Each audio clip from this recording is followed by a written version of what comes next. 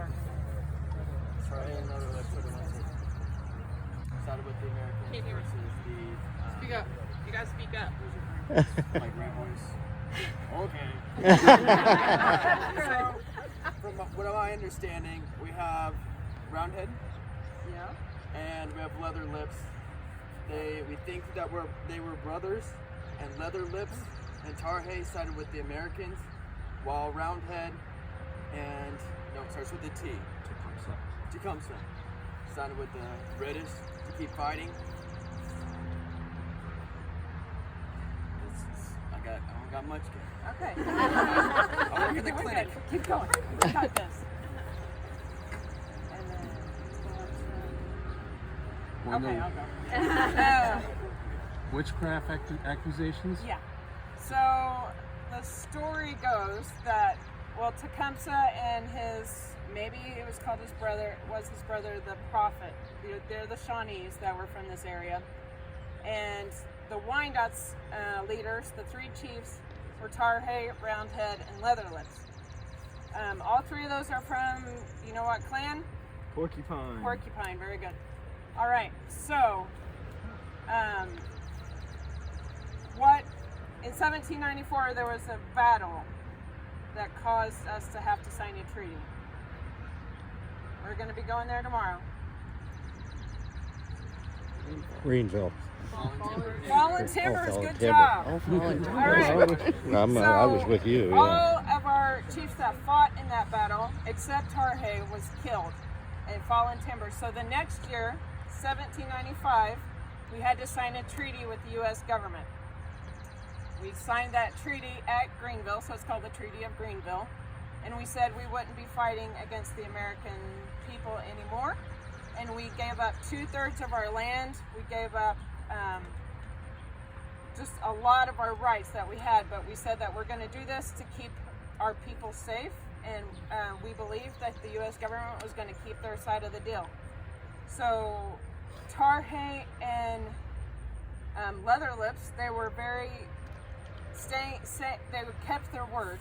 Roundhead, who we're pretty sure that he was brothers with Leatherlips, he sided with Tecumseh, who was the Shawnee chief, and then also the prophet. They all sided that they were still conspiring against the Americans, and they were kind of more up in 1808 is when they started planning. 1810-ish, they were trying to convince Leatherlips, because he had such a good relationship with the Americans and with the people of the Wyandots, that they tried to convince him. The story goes, which we haven't found definite proof, that the prophet sent some kind of like a party down to try to convince Leatherlips.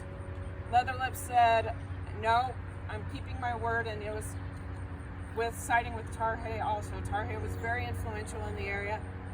We're not going to fight anymore. We're doing what's right for our people. And Leatherlips was by his side. He said, we're not going to fight.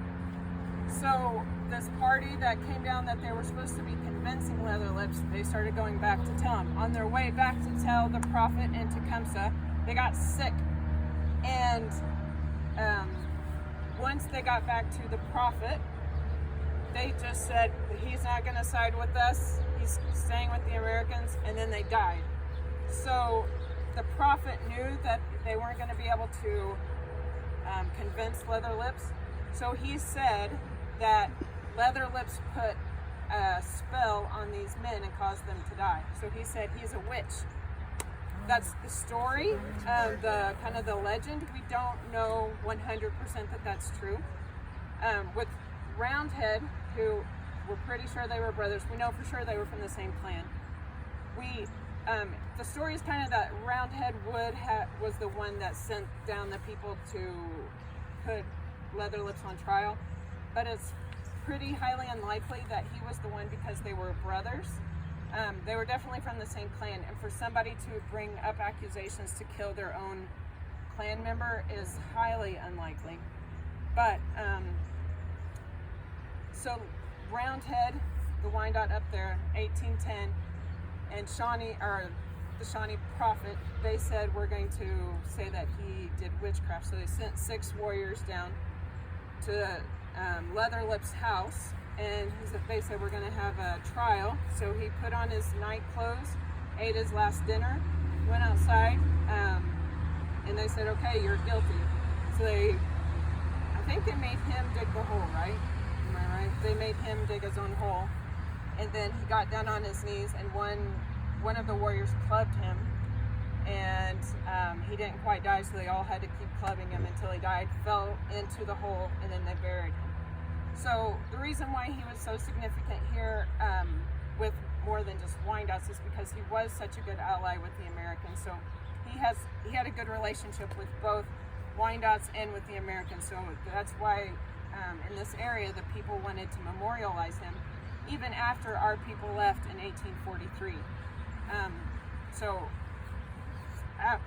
I think there was the other memorial for Roundhead that like in the late 1880s. There's like another memorial in town, right, where they think he was buried.